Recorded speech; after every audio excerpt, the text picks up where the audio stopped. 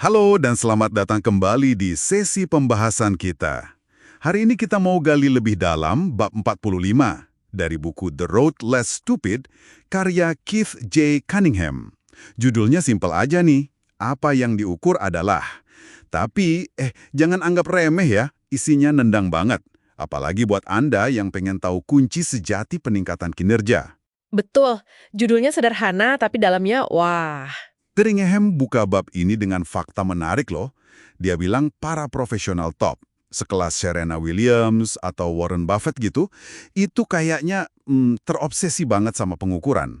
Iya, mereka penggila pengukuran istilahnya. Nah, jadi misi kita sekarang ini, kita mau bongkar kenapa sih pengukuran ini jadi fundamental banget, bukan sekedar, oh bagus kalau ada, dan gimana cara kita, Anda semua, bisa menerapkannya secara efektif. Sumber kita ya bab ini.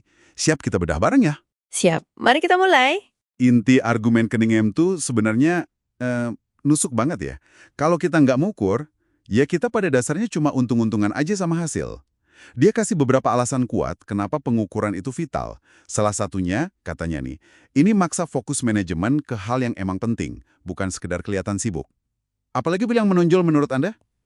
Yang paling kena buat saya sih, ini soal gimana pengukuran jadi semacam vaksin gitu ya buat kebodohan dalam bisnis. Cunningham punya istilah keren, dumb tax atau pajak kebodohan. Odam Tax. Iya, itu pada dasarnya biaya mahal yang kita bayar karena bikin keputusan jelek akibat kurang data atau wawasan. Nah, pengukuran ini maksa kita hadapi realita, suka nggak suka. Itu langkah pertama buat perbaikan kan? Tanpa itu, ya kita cuma nebak-nebak aja jadinya. Pajak kebodohan, wah istilahnya dapat banget. Dan ini nyambung ya sama poin Cunningham yang lain. Pengukuran itu nunjukin gap atau kesenjangan gitu antara kondisi sekarang sama harapan kita.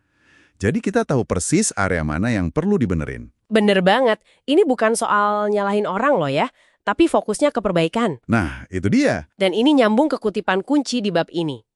Apa yang diukur adalah apa yang dikerjakan. Apa yang diukur adalah apa yang dikelola. Apa yang diukur dan dilaporkan bisa meningkat secara eksponensial. Ini negesin banget kalau pengukuran tuh bukan aktivitas pasif, tapi justru pendorong perubahan yang aktif. Oke. Jadi kita udah paham nih kenapa urgensinya itu penting banget. Nah, terus gimana cara ngelakuinya dengan benar? Cunningham ngasih beberapa tips praktis juga kan ya? Bener. Misalnya, harus ada standar yang jelas sebagai pembanding. Kalau nggak ada target, ya angka pengukuran jadi kurang berarti dong. Tepat sekali, standar itu ngasih konteks, selain itu, dia juga nekenin pentingnya mantau tren. Jadi bukan cuma angka sesaat, tapi lihat polanya, kita ini makin bagus atau malah makin jelek sih seiring waktu. Dan yang paling penting, kenapa bisa gitu? Ini yang dorong analisis lebih dalam. Bener juga. Harus ada analisisnya ya. Terus dia juga nekenin buat ngukur pendorong kritis atau critical drivers. Ini istilah penting nih kayaknya.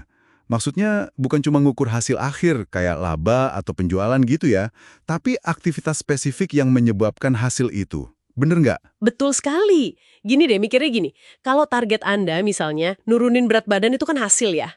Nah, pendorong kritisnya itu mungkin jumlah kalori yang dimakan atau seberapa sering olahraga. Itu aktivitas penyebabnya. Oh, oke. Jadi fokus ke aktivitasnya ya? Iya, fokus ke pendorong ini ngasih Anda kendali lebih besar. Jangan sampai kejebak ngukur hal-hal remeh yang nggak ada dampaknya gitu loh. Frekuensi pengukuran juga penting, ngecek kas mungkin harian, tapi strategi besar ya bisa aja bulanan atau kuartalan. Ngomong-ngomong soal ngukur, satu lagi nih yang dia tekenin, komunikasi. Udah capek-capek ngukur, tapi hasilnya disimpan sendiri. Ya percuma juga kan? Harus ada diskusi katanya. Bahkan kalau itu artinya percakapan yang agak sulit ya, soal kinerja yang kurang oke. Nah, ini relevan banget buat Anda para pendengar. Pengukuran itu ngasih apa yang Cunningham sebut optik, kayak kacamata gitu, buat ngelihat bisnis atau pekerjaan Anda dengan jelas, bukan berdasarkan asumsi atau perasaan doang. Jadi kayak kacamata kejujuran gitu ya? Ya tertentu. Cunningham bahkan sempat bercandakan, dia bilang kalau beruang kutub aja bisa dilatih naik sepeda roda 3, masa sih ngelatih orang saya ngerjain tugasnya lebih susah? Haha, iya inget tuh. Intinya kalau ada kemauan dan datanya jelas, pelatihan jadi lebih pas sasaran ya. Penggunaan dashboard visual juga disaranin kan, biar data ini gampang dicerna, nggak cuma jadi tumpukan angka aja. Betul banget. Dashboard itu mengubah data mentah jadi informasi yang bisa langsung ditindaklanjuti, cepat dan jelas. Nah, biar Anda bisa langsung menerapkan ini, Cunningham nutup babnya dengan beberapa pertanyaan reflektif yang bagus banget. Bagian waktu berpikir itu. Coba deh tanya ke diri sendiri. Di bagian mana hasil Anda paling lemah sekarang? Terus, apa yang seharusnya Anda ukur di sana? Terus lanjutannya juga penting. Apa sih 3-5 pendorong kritis yang sebenarnya dalam pekerjaan atau bisnis Anda? Standarnya apa? Udah dikomunikasikan dengan jelas belum ke tim? Dan ada lagi nih, pertanyaan yang mungkin agak nggak nyaman. Percakapan sulit apa sih yang selama ini Anda hindari terkait hasil yang ada? Terus soal solusi, pelatihan apa yang sebenarnya dibutuhin tim? Di mana konsistensi eksekusi itu kurang? Dan yang paling nusuk mungkin ini, di area mana Anda secara nggak sadar ya, nerima hasil yang biasa aja, padahal seharusnya nuntut luar biasa. Apa yang perlu diubah sekarang juga? Waduh, pertanyaannya dalam-dalam ya. Jadi kesimpulan utamanya jelas banget ya. Keunggulan itu nggak datang dari hoki atau kebetulan, tapi dari desain yang disengaja. Dan pengukuran adalah fondasi dari desain itu. Ini yang ngubah harapan yang samar-samar jadi aksi nyata. Ingat mantranya tadi? Apa yang diukur itu yang akan dikelola dan ditingkatkan. Bener. Dan sebagai penutup nih, satu kemikiran buat Anda renungkan. Coba deh berhenti ngelihat pengukuran cuma sebagai alat buat ngelacak kegagalan. Lihat ini sebagai alat untuk merekayasa kesuksesan. Coba deh pikirin satu area aja dalam pekerjaan atau bisnis Anda sekarang. Pengukuran terfokus apa yang bisa Anda mulai hari ini juga untuk dapetin wawasan baru yang krusial. Dan yang terakhir, mungkin yang paling penting, jujur sama diri sendiri.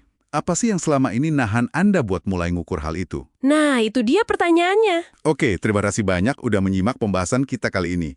Semoga obrolan ini ngasih Anda semacam percikan ide ya, buat mulai mengukur hal yang benar-benar penting dalam pekerjaan atau bisnis Anda.